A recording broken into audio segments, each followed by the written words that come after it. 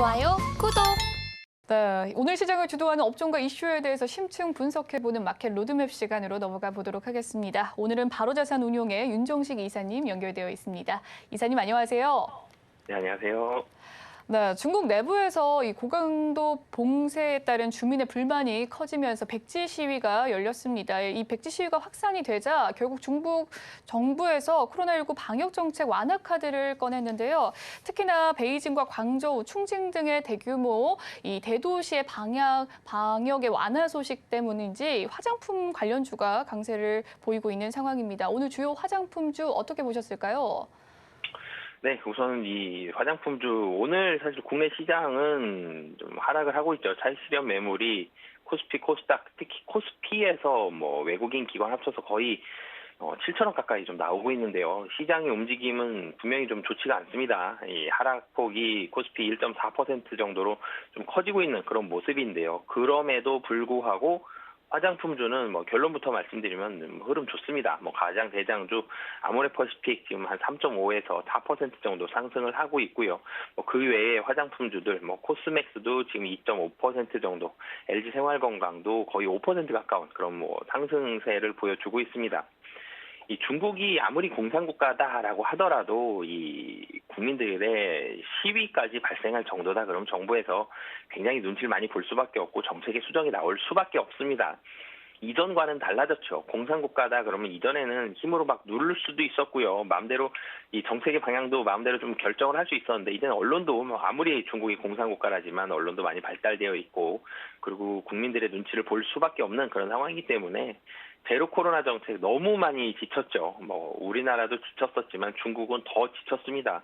이동을 제한해버리는 그런 극단적인 이 움직임들까지 나왔었기 때문에 그리고 격리도 강제 격리가 있었죠. 근데 이제 자가 격리로 좀 바뀌는 부분들이 있는데 그만큼 중국 국민들이 코로나로 인해서 느꼈던 이 한 3년간에 느꼈던 이 엄청난 극심한 피로감에 중국 국민들도 이제는 못 살겠다라는 부분들 그러면서 시위까지 발생을 했고요. 그러면서 중국도 제로 코로나 정책에 대해서 이 정책을 수정하는 방향으로 이제는 조금씩 나오고 있죠.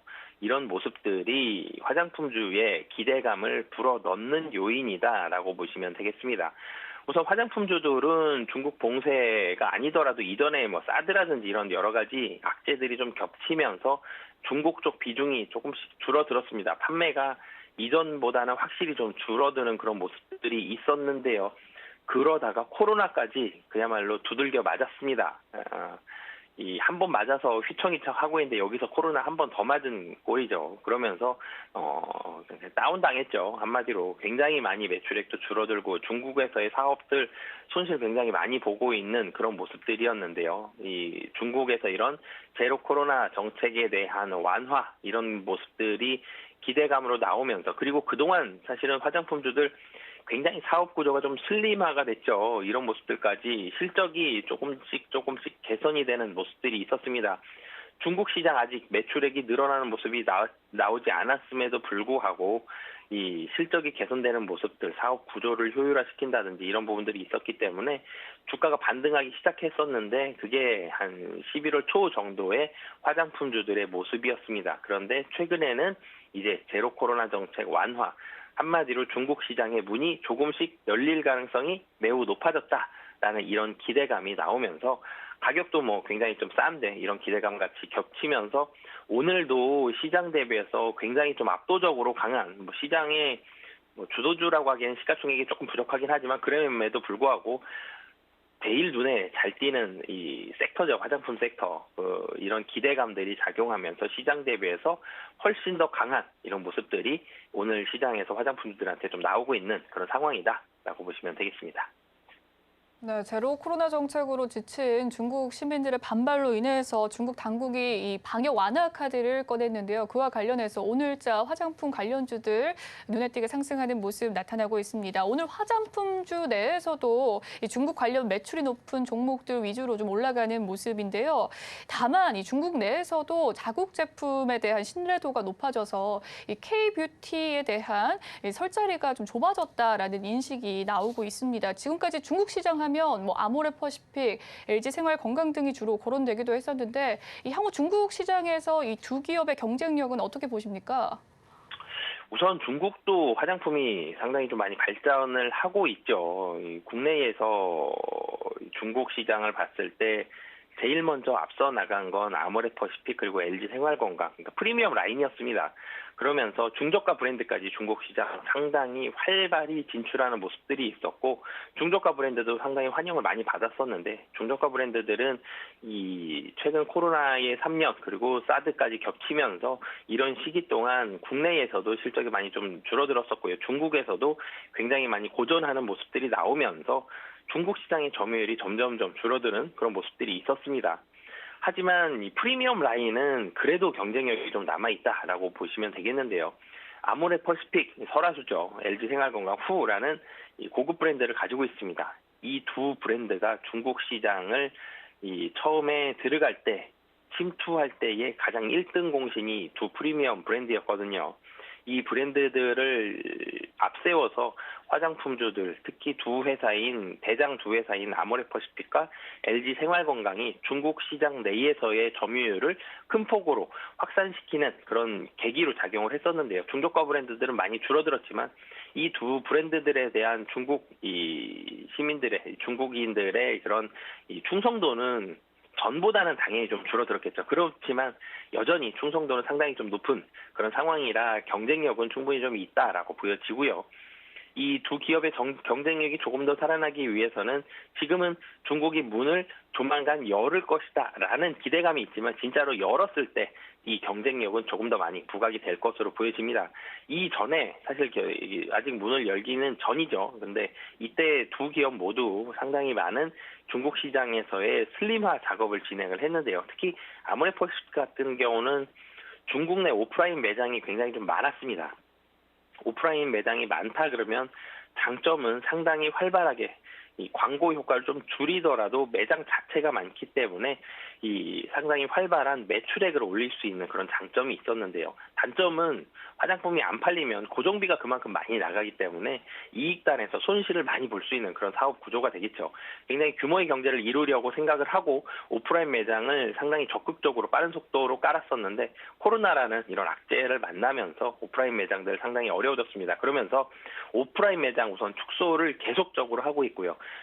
그런 모습들은 아모레퍼시픽의 중국 시장 적자 폭이 줄어든다라고 보시면 이 줄어드는 실적들이 여기서 나오고 있고요. 온라인 매장을 상대적으로 많이 좀 확대를 하고 있습니다. 그러니까 이전에는 매출액을 상당히 많이 늘리면서 중국 시장을 적극적으로 공략하는 데 포커스를 뒀다라면 이제는 조금 더 효율적으로 매출액이 좀 줄더라도 영업 이익률을 좀 더 좋게 만드는 쪽으로, 그리고 오프라인 매장보다는 온라인, 그러니까 다시 한번 잘 팔리지 않더라도 고정비 때문에 회사가 휘청이고 이 고통을 받는 일은 좀 줄여보겠다. 그렇기 때문에 온라인 쪽으로의 판매책을 좀 늘려가고 있습니다. 이런 부분들은 국내에서 사실은 중국으로 넘어가는 면세점에서 사실 많이 사서 넘어가는 이런 부분들도 있었는데 온라인 쪽으로의 판매를 한다. 이 회사 입장에서는 상당히 효율화된 좋은 사업 구조다라고 보여지고요. 그리고 이 점유율보다는 수익성 측면에서 이 두 회사들, 특히 아모레퍼시픽과 LG생활건강 가격적으로 좋은 두 프리미엄 브랜드를 가지고 있기 때문에 수익성 측면에서 상당히 좀 개선이 되고 있습니다. 그런 부분들까지 본다라면 중국 시장이 개방이 될 때 이 두 회사의 경쟁력은 상당히 부각이 될 가능성이 높다라고 말씀드리겠습니다. 네, 이 아모레퍼시픽과 LG생활건강 두 기업에 대한 중국의 경쟁력에 대해서 이야기를 나눠봤습니다. 일단 프리미엄 라인은 아직까지 좀 경쟁력이 남아있다라는 이야기를 해주셨고요. 온라인 매장으로 확대되면서 좀 수익성 측면에서 개선이 기대가 된다라는 이야기를 해주셨네요. 한편 11월 연말 쇼핑 시즌을 맞아서 한국은 물론이고 미국과 중국에서도 대규모 할인 행사가 진행이 됐었죠. 이 녹록치 않은 환경 속에서도 유의미한 성과를 낸 기업이 어떤 곳이 있었는지 좀 궁금한데요. 향후 주가 전망과 함께 살펴봐 주시죠. 네, 사실은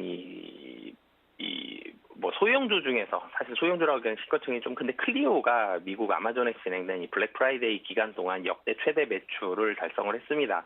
사실 미국 블랙 프라이데이는 매출이 전체적으로 좀 부진했는데 클리오 같은 경우는 이 전년 대비해서 지금 88%의 매출 성장률을 기록을 하고 있고요. 지난 7월 아마존 프라임데이에서도 전년 대비 10배 성장을 기록한 이후에 이번에도 매출 신기록을 경신을 했습니다. 그러면서 클리오는 이 역대 최대 매출, 이번 블랙 프라이데이에 역대 최대 매출을 달성하는 그런 모습을 보여줬는데요. 그러면서 오늘 주가도 올라가는 그런 모습들을 보여주고 있습니다. 이 최근에 화장품주들이 반등을 하면서 클리오도 같이 반등을 하는 모습, 그러니까 10월 달에 바닥을 찍고 올라가는 모습이 있고, 그리고 최근에는 중국에 문을 연다, 이런 이 말씀을 오늘 많이 드렸었는데, 그런 기대감까지 들어오면서 클리오 주가가 상승을 하는 그런 모습을 보여줬습니다.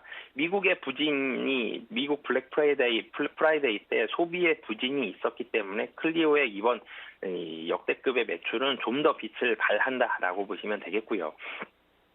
그리고 사실 이 이외에도 이 눈에 확 띄는 종목은 클리오였지만 나머지 종목들도 좀 살펴본다라면, 이 프리미엄 브랜드 중에 대표적으로 이 아모레퍼시픽이 미국 시장을 확대를 하고 있습니다. 전체적으로 국내 화장품들이 중국 시장에 굉장히 많은 비중, 거의 압도적인 비중을 기댔었다가 중국이 문을 좀 닫아버리면서 화장품주들 많은 어려움을 겪었는데, 중국에서 겪었던 어려움들을 교훈 삼아서 중국 이외의 지역으로 매출처를 많이 좀 늘려가고 있습니다.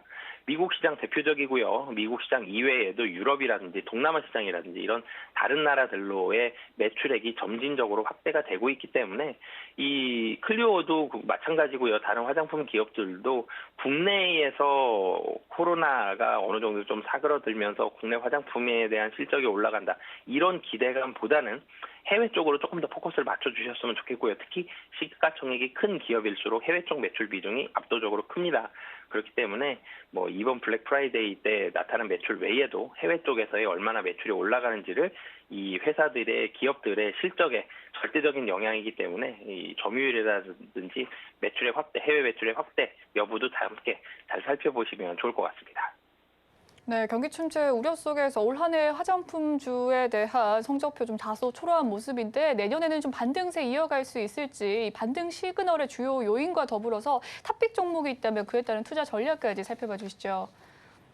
우선 반등 시그널은 뭐 매출이 나와야 되는데, 가장 좋은 시그널은 중국 시장이 얼마나 빨리 문을 여느냐. 그러니까 중국에서의 적자가 너무 컸습니다. 중국 시장을 바라보면서 국내 화장품 기업들, 고가 브랜드, 프리미엄 브랜드부터 해서 중저가 브랜드까지 계속적으로 확산이 됐는데요. 그런데 중국 시장이 문을 닫아버리면서 화장품 섹터 전체적으로 상당히 흔들리는 모습들이 나왔습니다. 그렇기 때문에 지금은 중국 제로 코로나 정책 완화 기대감이죠. 아직 제로 코로나 정책이 뭐 끝났다, 문을 활짝 엽니다, 이런 쪽 아니기 때문에 기대감에서 실질적으로 중국 시장의 문을 여는지, 언제 여는지, 그리고 그러면서 중국 시장에서의 적자가 얼마나 빠른 속도로 줄어드는지, 이 속도 여부까지도 좀 살펴보셨으면 좋겠고요. 중국에서 뭐 더 좋은 부분들은 매출액이 확대가 되는, 그러니까 화장품주들은 1번은 중국 시장이 언제, 얼마나, 어떻게 매출액이 늘어나는지,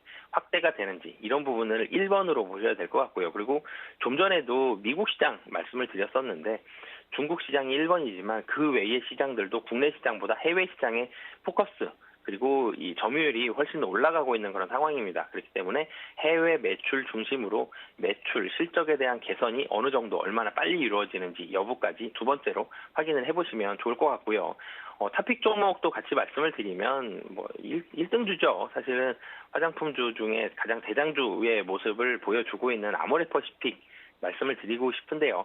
아모레퍼시픽이 중국 시장에서 오프라인 매장을 정리를 하고 있습니다. 계속적으로. 그러면서 고정비가 줄어든다라는 얘기를 드렸고요. 그리고 비용의 슬림화가 있었습니다. 계속적으로 실적이 적자가 나는 그런 상황들이었기 때문에 비용의 슬림화를 위해서 여러 가지 사업을 구조조정하고요. 그러면서 효율적인 사업 구조로 바뀌었는데요. 이런 부분들이 중국에서의 매출이 살아난다라면 비용 자체는 줄어들었는데 매출이 살아나서 이익단은 그대로 좋게 나온다.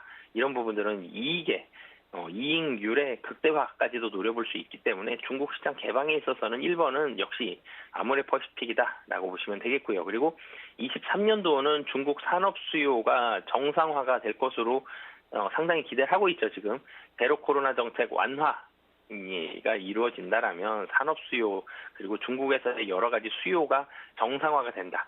그런 부분들에 있어서는 아모레퍼시픽이 1번으로 수혜받을 수 있기 때문에 탑픽 종목은 아모레퍼시픽 보시면 좋을 것 같습니다. 좋아요, 구독!